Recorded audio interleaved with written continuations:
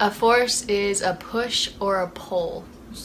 A force is something that kind of exerts an influence and causes other things to react. The force is in all living things. It surrounds us, penetrates us, gives us life. Alright, so now I want you to watch this video. What we're going to see here is a hover puck that is just gliding across the floor at a constant velocity. So just watch this.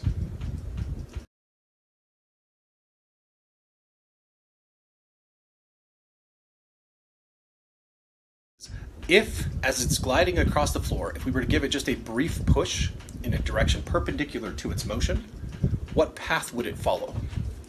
Make a prediction. My prediction is path C. I want you to look at the image there and make a prediction. Which path do you think it will follow after the push? I think it'll follow A. A. D. Path D. Okay. Now let's watch and see what happens.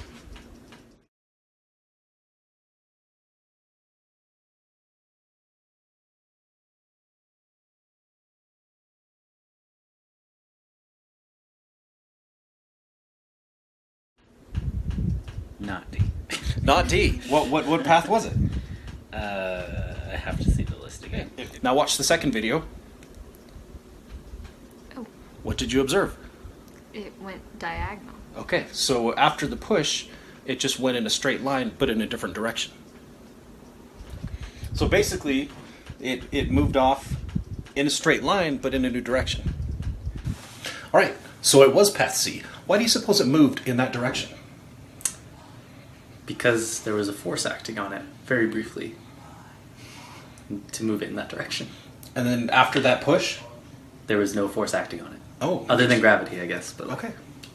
Do you know what Newton's first law says? No, I get it confused with those other laws. What's the Okay. first one? Starts out with an object in motion. Tends to stay in motion. Okay. Unless? And acted upon by an outside force. Okay. So a force is an interaction between two objects that results in a push or a pull. And as we saw in the hover puck demonstration, as the hover puck is gliding along, it's just going to continue gliding along. But when a force was applied, there was an interaction between the box that touched it and the hover puck.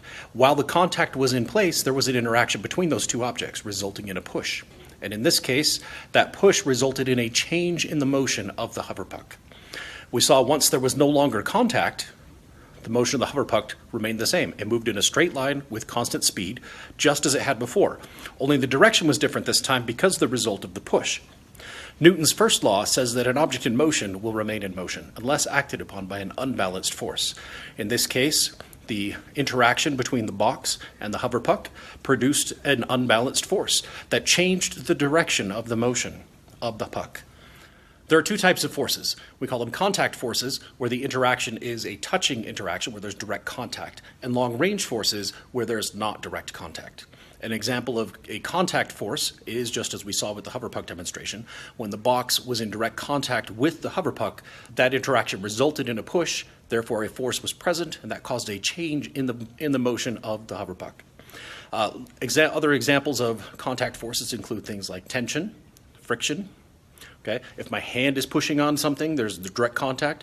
Like if I'm shooting a basketball, while my hand is touching the ball, there's a contact force. When my hand lets go of the ball, there's no more contact, and therefore there's no more force. Once I let go of the basketball, I can have no influence over its motion, only while I'm touching it, because it's a contact force. Some examples of long-range forces include things like gravity, or electrical forces, or magnetic forces. Those do not require touching or direct contact in order for the interaction of those two objects to result in a push or a pull.